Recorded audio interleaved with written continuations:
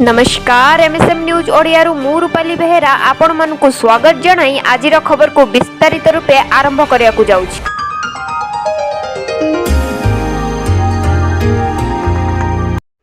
हिंदू जागरण मंच पक्षरु 12 घंटा पाई मालकानगिरी बंद।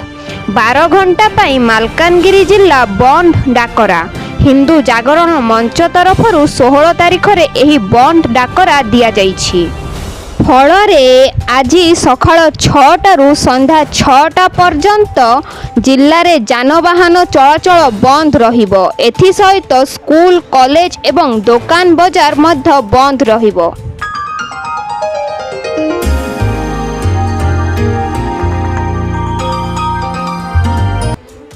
महंगा हैला गैस सिलेंडर, लागू हैला नुआ दाम। रोसेई गैस सिलेंडर रो एबे आहुरी महंगा हो जाइछि। लगातार 2 मास हेबो गैस सिलेंडर रो दाम बढ़िबा को लागिछि। इंडियन ऑयल कॉर्पोरेशन वेबसाइट अनुसार एबे दिल्ली रे 14.2 किलो नॉन सब्सिडी रोसेई गैस सिलेंडर रो दाम 15 टंका बढ़ी जाइछि। जहा परे एबे सिलेंडर रो दाम 605 टंका हो जाइछि। एही बढ़ीथिबा दाम 1 अगस्त रु लागू होई सारिछि।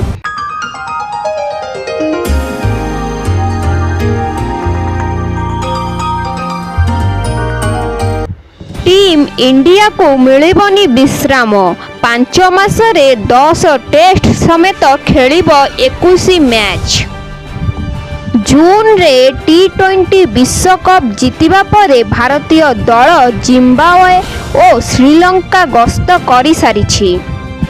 एबे दल घरोई माटी रे बांग्लादेश विपक्ष रे टेस्ट और T20 सीरीज खेलिबो। भारतीय दल निजर शेष दिनिकिया अगस्त 7 तारिख रे खेलिबा बेले परवर्ती मैच सेप्टेम्बर 19 तारिख रे खेलिबो। एही समय रे भारतीय दल पाखरे 42 दिनर विरति रहिछि।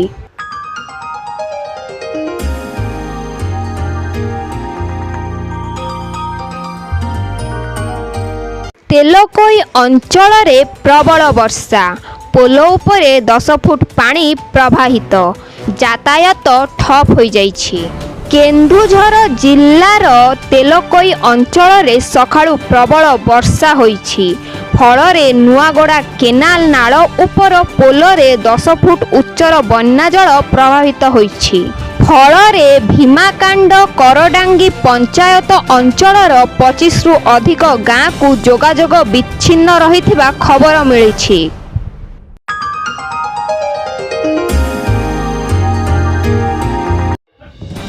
चाषी को मिलिबो बोनस।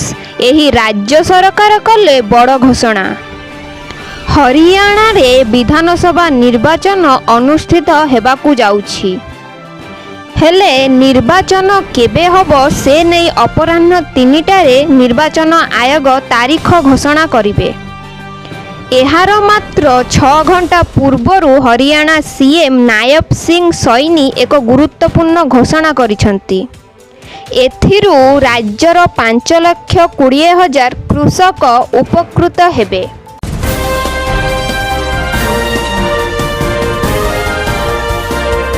जदि आम चैनल प्रत्येक खबर आपण माने पाइबा को चाहउचंती तेबे आम चैनल टी को सब्सक्राइब करी बेल आइकन को ऑन करंतु एवं जदि आम खबर आपण माने पसंद करंती तेबे लाइक कमेंट शेयर करंतु।